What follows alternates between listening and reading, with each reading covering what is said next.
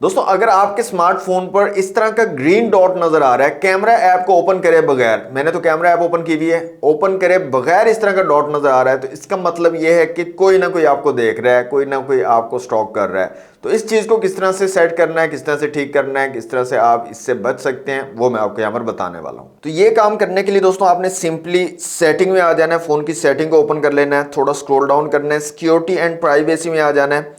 यहाँ पर आने के बाद थोड़ा स्क्रॉल डाउन करेंगे, यहाँ पर प्राइवेसी का ऑप्शन है, प्राइवेसी को ओपन कर लेना है। तो और स्क्रॉल डाउन करने के बाद यहाँ पर आपको मिलेगा परमिशन मैनेजर, इसको अपने ओपन कर लेना है। इसको ओपन करने के बाद यहाँ पर कैमरा की परमिशंस का ऑप्शन है, कैमरा को ओपन कर लेना है और यहाँ पर आपको सारी डिटेल्स मिल जाएंगी, कौन कौन सी ऐप अलाउड हैं, कैमरा परमिशंस दी हुई हैं और कौन कौन सी ऐप्स अलाउड नहीं है।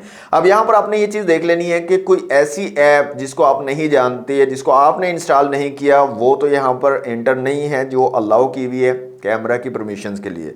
तो सिंपली अगर कोई ऐप इस तरह की हो तो आपने सिंपली उसको टैप करना है और यहाँ से डोंट अलाउ करके डोंट अलाउ एनीवे इसके ऊपर क्लिक कर देना है।